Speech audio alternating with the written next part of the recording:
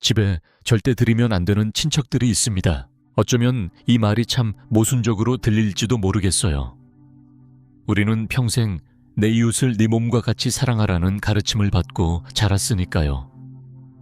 하물며 남도 아니고 내 피부티인데 내 가족을 집 문 밖으로 밀어내야 한다는 건 너무 극단적이고 매정한 처사처럼 느껴질 수 있습니다. 그래서 수많은 그리스도인들이 마음속 깊은 곳에 무거운 죄책감을 숨긴 채 소리 없이 앓으며 살아갑니다. 많은 분들이 사랑이라는 단어를 무제한의 출입 허가증과 똑같은 것으로 착각합니다. 단지 피가 섞인 가족이라는 이유만으로 내 삶에 파괴적인 폭풍을 몰고 오는 사람들에게까지 내 평안의 문을 활짝 열어주어야만 한다고 굳게 믿고 있죠. 하지만 우리가 성경의 눈으로 진짜 영적인 분별력을 가지고 이 문제를 들여다보면 아주 치명적이고 중요한 사실 하나를 깨닫게 됩니다. 아무리 핏줄을 나눈 가족이라 할지라도 어떤 사람들에게는 결코 우리 집 문을 열어주어서는 안 된다는 그 엄중한 사실 말입니다. 예수님조차도 그분을 따르는 길이 가족 안에 분열을 가져올 수 있다고 경고하셨어요. 마태복음 10장 36절에서 주님은 우리가 감당하기 참 버거운 말씀을 하십니다. 사람의 원수가 자기 집안 식구리라. 믿음 때문에 가장 가까운 사람들에게 거절당하고 상처받는 일이 일어난다는 뜻입니다. 심지어 누가복음 14장 26절을 보면 예수님은 가족을 미워하지 아니하면 내 제자가 될 수 없다는 아주 강렬한 표현까지 쓰셨습니다.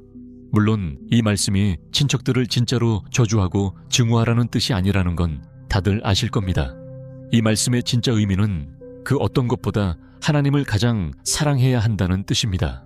여러분의 가족이 가하는 압박과 조종 때문에 하나님을 향한 여러분의 충성심이 훼손되어서는 안 된다는 겁니다.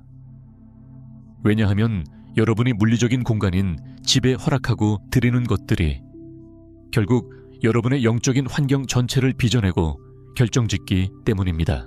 그래서 오늘 우리는 여러분의 집 문턱을 절대 넘게 해서는 안 되는 6가지 부류의 친척들에 대해 깊은 이야기를 나눠보려 합니다. 첫째, 불화와 분열을 일으키는 친척은 절대 집에 들이지 마세요. 가장 먼저 아주 천천히 그리고 소리 없이 한 가정을 안에서부터 갉아먹고 파괴하는 사람들에 대해 이야기해 봅시다.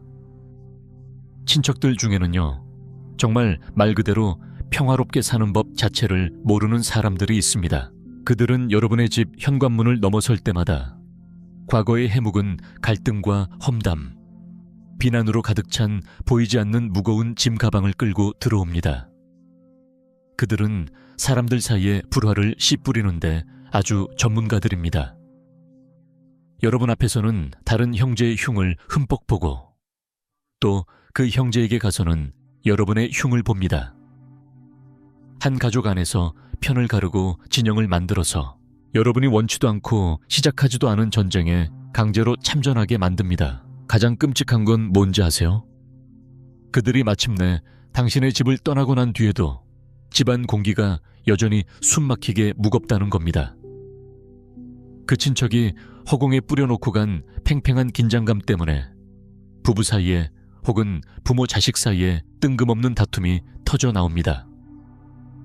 성경은 단지 핏줄이라는 이유로 그 거짓된 의리 때문에 이런 독소를 꾹 참고 견디라고 말씀하지 않아요. 로마서 16장 17절은 아주 명확하고 단호한 지침을 줍니다. 너희가 배운 교훈을 거슬러 분쟁을 일으키거나 거치게 하는 자들을 살피고 그들에게서 떠나라.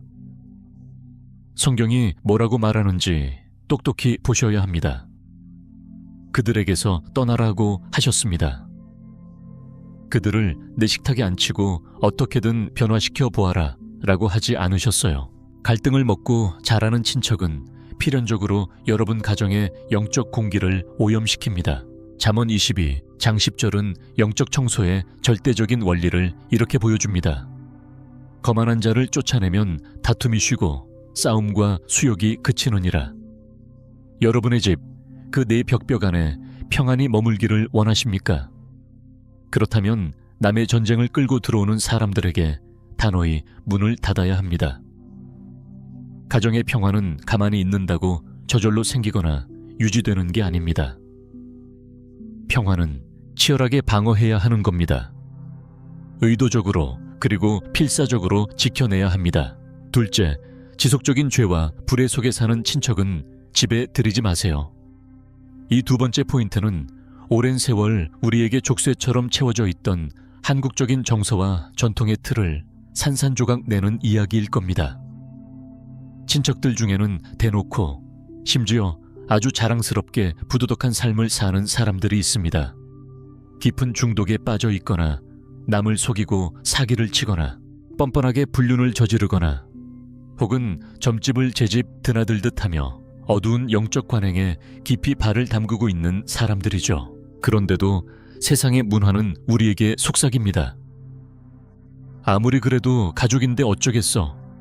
명절인데 거실에 앉혀놓고 밥 한 끼는 먹여야지. 마치 그들이 짓는 죄가 아무것도 아닌 것처럼 덮어주라고 강요합니다. 하지만 고린도전서 5장 11절의 말씀을 보십시오. 바울은 믿는 형제라 일컬으면서도 음행하거나 탐욕을 부리거나 우상 숭배를 하거나 술 취하는 자들과는 사귀지도 말고 그런 자와는 함께 먹지도 말라고 아주 뼈 때리는 직구를 날립니다. 오해하지 마세요. 지금 연약함 때문에 넘어지고 실수해서 우리의 기도가 간절히 필요한 친척을 밀어내라는 말이 아닙니다. 제가 말하는 건 죄를 끌어안고 그 죄를 즐기고 심지어 그 죄의 악취를 여러분의 집 안까지 당당하게 끌고 들어오는 사람들을 말하는 겁니다. 이것은 우리가 그들보다 도덕적으로 우월하다거나 판사 노릇을 하겠다는 교만이 아닙니다. 이것은 영적인 전염병으로부터 내 가정을 지키는 방역의 문제입니다. 잠언 13장 20절은 지혜로운 자와 동행하면 지혜를 얻고 미련한 자와 사귀면 해를 받는다고 분명히 경고합니다. 악을 즐기는 친척에게 여러분의 집을 전면 개방하는 것은 여러분의 배우자와 어린 자녀들을 그 맹독성 가스에 무방비로 노출시키는 것과 같습니다. 하나님을 향한 거역과 불순종이 우리 집 식탁에서는 그저 괜찮은 것, 평범한 것으로 포장되어 아이들의 눈에 들어가게 두는 겁니다. 도덕적 타락과 영적 독극물을 품고 있는 친척은 여러분이 그를 아무리 인간적으로 사랑한다 해도 여러분의 성소인 가정을 오염시킵니다. 그들의 출입을 끊어내는 것은 용서하지 못하는 옹졸함이 아닙니다. 그것은 내 가정을 지키는 순수한 보호막입니다. 셋째, 여러분의 믿음을 부정하고 공격하는 친척은 집에 들이지 마세요. 이 부분을 실천하려면 여러분에게 정말 뼈를 깎는 용기가 필요할 겁니다. 친척들 중에는 그저 가벼운 의견 차이를 넘어서서 여러분이 믿는 하나님을 대놓고 조롱하는 선을 넘는 사람들이 있습니다. 여러분이 피땀 흘려 마련한 집에 앉아 여러분이 차려준 따뜻한 밥을 먹으면서 여러분의 신앙을 비웃고 짓밟는 사람들 말입니다. 그들은 여러분이 교회에 가는 것을 두고 묘하게 비꼬는 농담을 던집니다. 또 교회 가냐? 11조 낼 돈 있으면 부모님 용돈이나 더 드려라 하며 헌금 생활을 깎아내리고 식사 기도하는 모습을 유별나다고 지적합니다. 심지어 여러분이 어떤 반응을 보이는지 보려고 일부러 하나님의 이름을 망령되게 부르며 여러분이 여러분의 집에서조차 가시방석에 앉은 것처럼 불편하게 만듭니다. 우리에게 사랑에 대해 그토록 깊이 가르쳐준 사도 요한은 요한이서 1장 10절과 11절에서 아주 서늘하고 엄중한 경고를 남깁니다.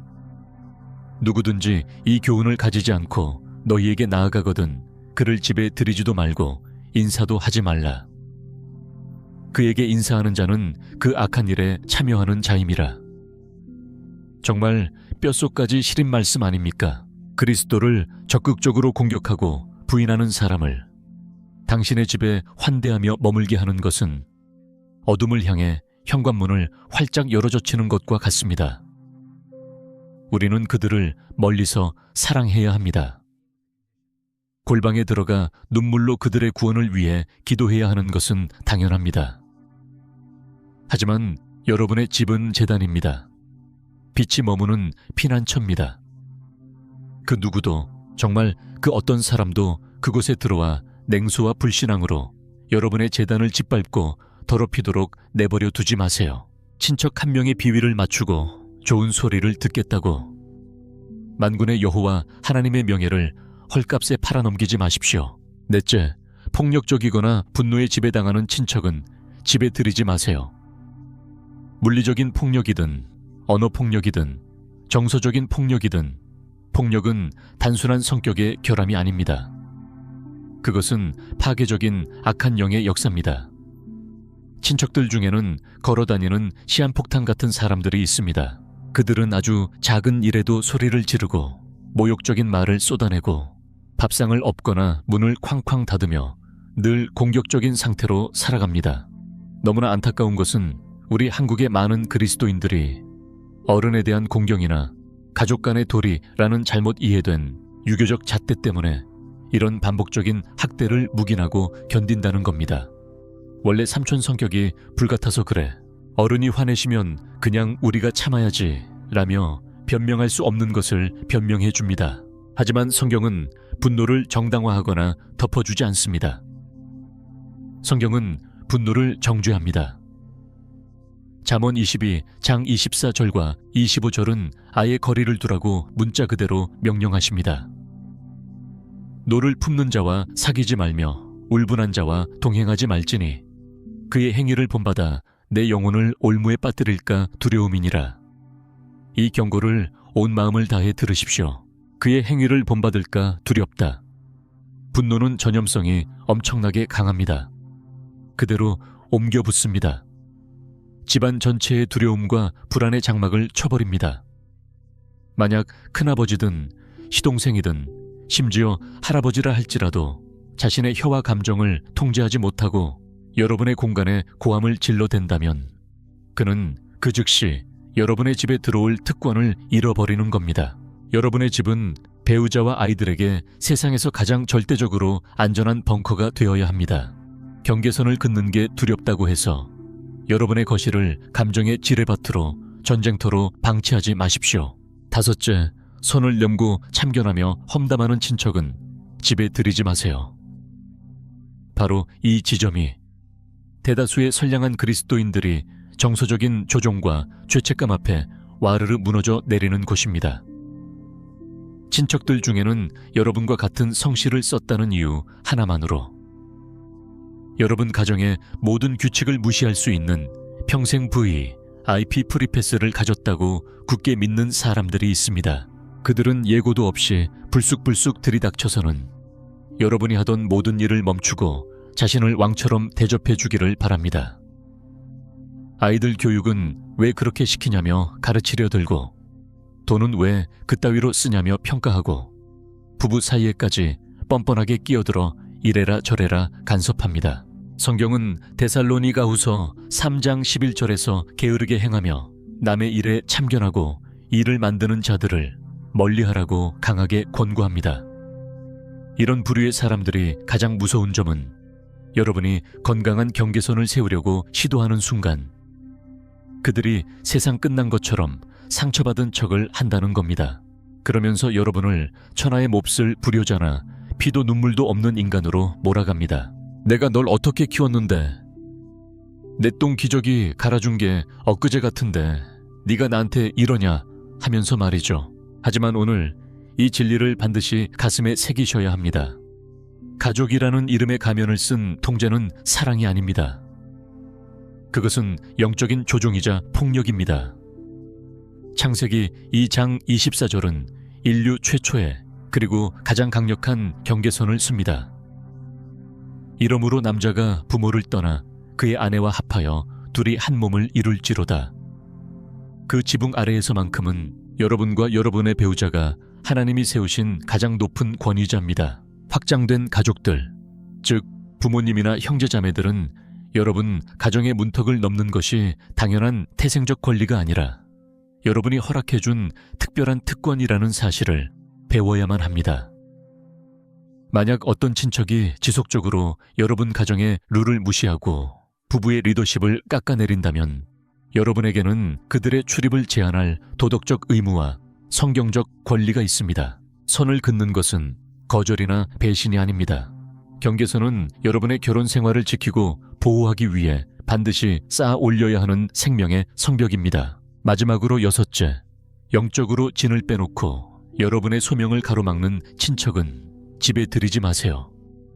앞서 말한 사람들처럼 물건을 집어 던지지도 않고 소리를 지르지도 않고 대단히 스캔들이 될 만한 죄를 짓지도 않지만 여러분의 믿음과 하나님이 주신 거룩한 목적에 거대하고 무거운 쇳덩이, 닷처럼 매달려 여러분을 가라앉히는 사람들이 있습니다.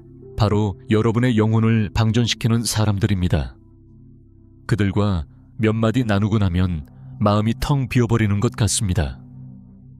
그들은 세상 모든 것에 대해 불평합니다. 모든 걸 삐딱하고 부정적으로만 봅니다. 입만 열면 땅의 것, 썩어질 것, 어두운 이야기만 쏟아냅니다. 그들은 여러분이 품고 있는 영적인 비전을 절대 이해하지 못합니다. 여러분이 하나님께 헌신하는 것을 광신도나 오버하는 것으로 치부하며 끊임없이 여러분을 세상의 틀에 맞춰 개조하려고 듭니다. 너무 유별나게 믿지 마라. 교회에 너무 빠져 사는 거 아니냐. 남들처럼 그냥 적당히 평범하게 살아라. 마가복음 3장 21절을 보면 우리의 눈을 번쩍 뜨이게 하는 장면이 나옵니다. 심지어 예수님의 육신의 가족들조차도 예수님이 미쳤다고 생각했습니다. 성경은 그들이 예수님을 붙잡으러 나왔다고 기록합니다. 상상해 보십시오. 인간적인 오해와 걱정에 사로잡힌 예수님의 혈육들이 인류 역사상 가장 위대한 구원의 사역을 가로막고 중단시키려 했던 겁니다. 만약 여러분이 하나님께 순종하기 위해 첫걸음을 떼기 전 친척들 모두의 이해와 박수, 인정을 기다리고 있다면 여러분은 평생 그 자리에 주저앉아 한 발자국도 나아가지 못할 겁니다. 고린도전서 15장 33. 절은 결코 깨질 수 없는 영적 법칙을 일깨워 줍니다. 악한 동무들은 선한 행실을 더럽히나니, 네, 맞습니다. 그 동무가 여러분과 같은 족보를 쓰는 가족이라 할지라도 이 법칙은 예외 없이 적용됩니다. 가랑비에 옷 젖듯 여러분의 믿음을 한 방울 한 방울 서서히 꺼뜨리는 사람들이 있습니다. 여러분을 끊임없이 과거의 상처와 세상의 두려움에 묶어두려는 사람들에게 계속해서 문을 열어준다면 여러분은 결코 하나님이 예비하신 약속의 땅으로 전진할 수 없습니다. 내 집 문턱을 넘을 사람을 지혜롭게 분별하는 것은 결코 교만이나 거만함 혹은 사랑이 부족해서가 아닙니다. 그것은 영적 성숙의 가장 높은 단계이자 하나님이 맡기신 가정을 지키는 청지기의 거룩한 의무입니다. 왜냐하면 핏줄의 연결보다 영적인 정렬이 언제나 그 어떤 순간에도 최우선이기 때문입니다. 이 진리를 여러분의 영혼에 깊이 새기십시오. 지금 여러분이 통과하고 있는 이 인생의 계절에 모든 친척이 여러분과 가까이 동행하도록 하나님이 배정하신 것은 아닙니다. 어떤 가족은 진심을 다해 사랑하되 멀리서 사랑해야 합니다. 어떤 가족은 그들이 어려울 때 기꺼이 축복하고 도와주되 내 삶의 가장 깊은 내밀한 곳까지 들어오게 허락해서는 안 됩니다. 그리고 마음이 찢어지게 아프지만 여러분의 맑은 정신과 평안을 위해 어떤 가족에게는 단호하게 굳게 닫힌 문을 보여주어야만 할 때도 있습니다. 여러분의 마음의 평안은 소중합니다. 여러분, 가정의 순결함과 안정감은 그 무엇과도 바꿀 수 없습니다. 여러분의 부부 관계는 지켜져야 합니다. 그리고 여러분을 향한 하나님의 거룩한 부르심은 다른 사람들이 왈가왈부하는 말이나 친척들의 인정 따위보다 1000배, 10,000배 더 중요합니다. 오늘 이 메시지가 여러분의 삶에 깊은 울림을 주었다면 짓눌려 있던 어깨의 짐을 벗겨주고 그동안 속으로만 끙끙 앓아왔던 그 종교적인 죄책감에서 여러분을 자유롭게 해주었다면 지금 당장 이 위로와 결단이 필요한 누군가에게 이 영상을 공유해 주십시오. 그리고 오늘 이 진리의 말씀 앞에 우리의 순종을 결단하며 댓글에 이렇게 적어주십시오. 오직 하나님께로부터 온 것만이 내 집에 들어올 수 있습니다. 이것은 하나님의 음성에 반응하는 우리의 단호한 믿음의 선포가 될 것입니다. 그리고 우리가 진짜 성경적인 지혜와 영적인 권위를 가지고 함께 성장해 나갈 수 있도록 저희 채널 가면을 벗은 믿음을 구독하시는 것도 잊지 마시기 바랍니다. 하나님이 여러분의 가정을 지키시고 덮으시기를 축복합니다.